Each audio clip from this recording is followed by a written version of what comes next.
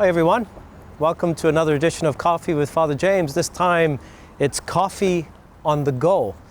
I'm down here at the St. Paul's location. Some of you may recognize it, others of you may be saying, oh, that's what it looks like.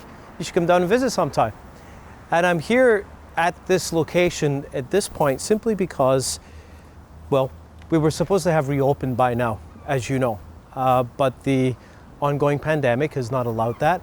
But the clock is ticking, and we are still in phase one until Wednesday this week, and then we're going to move to phase two, which means we can have up to 10 people in church. Now, it doesn't change much for most of us, of course, but it does mean that we can have a few more people helping out with the liturgy. We can have myself and Father Rob in church at the same time. Instead of 2 people in the tech booth, we can have 3, because technically, to do everything we're trying to do there, we should probably have about 4 people, but we'll have 3 people. We can add an extra person on the choir, which would be great, and have a reader and an altar server. It's like, wow, sounds amazing. So that's phase 2, and go to phase 3 on June 30th. What does that mean? It means that we can once again go back to having 100 people in church. And as soon as that happens, June 30th, then we can actually go back having weekday Mass at all 4 locations, which is exciting, which I'm looking forward to having. So it means that the first weekend of July, I believe it would be 3rd and 4th of July, hopefully, God willing, we'll be able to have 4 weekend Masses with 100 people each. So mark that date on your calendar.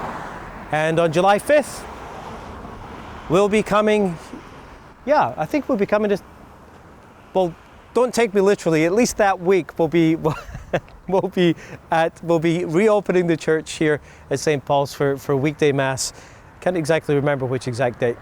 But the other amazing thing about that is that on July 5th is the start date for our new staff members. You may remember Jandine, which we were able to hire because of a special unexpected donation. She's starting that day. Our office manager is starting that day. And, you know, that's a very much needed position for central organization and administration.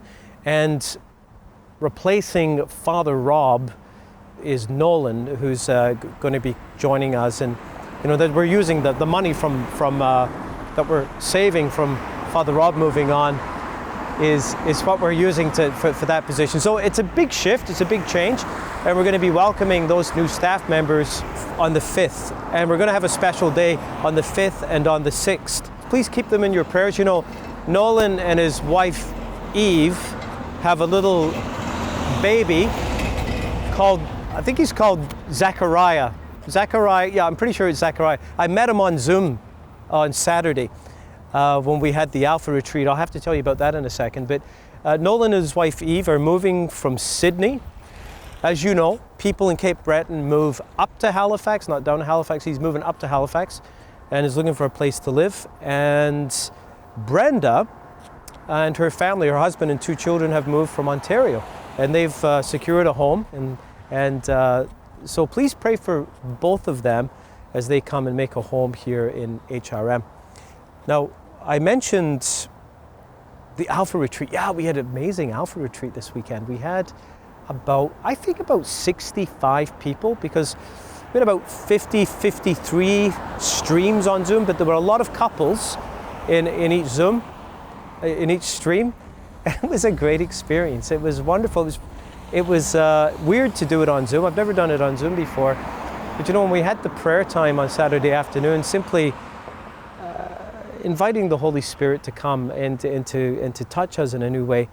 You know, it's great to be reminded that God doesn't need our permission to move, and that the Holy Spirit, as Jesus said, it's like the wind, it blows where it will. And well, he blew through our group on Saturday, and it was a beautiful, beautiful experience. So we're continuing with Alpha tonight as we go on.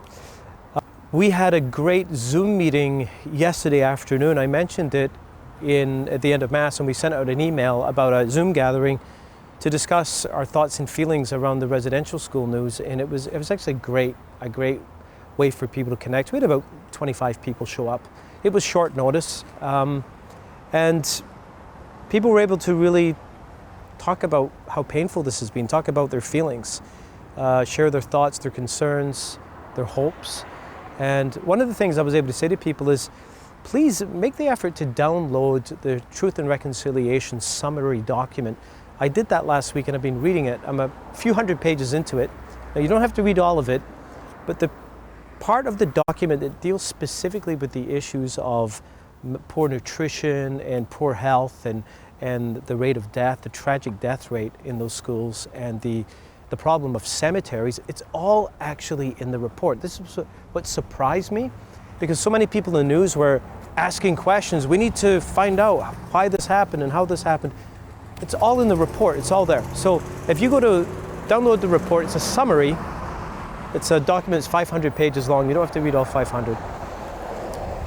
But around page 1995, you'll find that pertinent section. There's probably about 15 pages of reading that in there that's very well worth reading. So that was a great informal session. So one final thing, we got some neighbors giving us a beep there. One final thing is, as you know, I've mentioned about Father Rob leaving, and man, I'm going to miss that guy, and as I know that you are too. He's, well, I'm going to be the old priest again. I mean, that's the problem, isn't it? You know, since Father Rob is, in case you didn't know, he's much older than me, but we're going to really miss his presence. What we're planning to do is this coming Sunday, I think it's this coming Sunday. Hang on, I may have to check that on my phone. It might be Sunday the 27th, so please stay with me for a second. Take a sip of your coffee. Yes, it's going to be June 27th, so not this coming Sunday, but June 27th, before 10 a.m. Mass, or 11 a.m. Mass. I'm on a roll here. Before 11 a.m. Mass at 10 a.m., Father Rob and I are going to be appearing on camera on YouTube, and we're going to have a conversation, a half-hour conversation. And what you do is you go on YouTube and you can ask any question. You type in your question, and I'll have my phone. Father Rob and I will have our phones, and we'll read the questions and respond in real time. Here's the thing, great chance to ask them some really awkward questions, put them on the spot, you know. So it'll be good fun, because we haven't had a time to really process, have we? I don't think we have. We heard the news that Father Rob is moving, he's leaving. So this is an opportunity to do that. Now, God willing, before he goes, we will be open again. But here's the thing, we're not opening until the weekend of the 3rd and 4th. And Father Rob is basically going on vacation on the 7th, and won't be back again until his final weekend towards the end of the month. So there's not a lot of time. So keep that in mind, and it'd be great if you could join us for that event. And finally, please pray for Father Rob. As you can imagine, the parish he's going to is full of challenges, just like our parish is. We're not the only parish that has lots of buildings. We're not the only parish that has to make some very difficult decisions. We're not the only parish that's grieving and mourning the loss of what was. And I'd almost say that the situation that Father Rob is going into is actually perhaps more challenging than the one that we have. So pray for him. Pray for the people of his parish. He's going to be a great pastor, but it's not going to be easy. And if you have, after all of that, all of those requests for prayers, if you have any left, please remember your pastor. Thanks for taking time to watch the video, and God bless you all.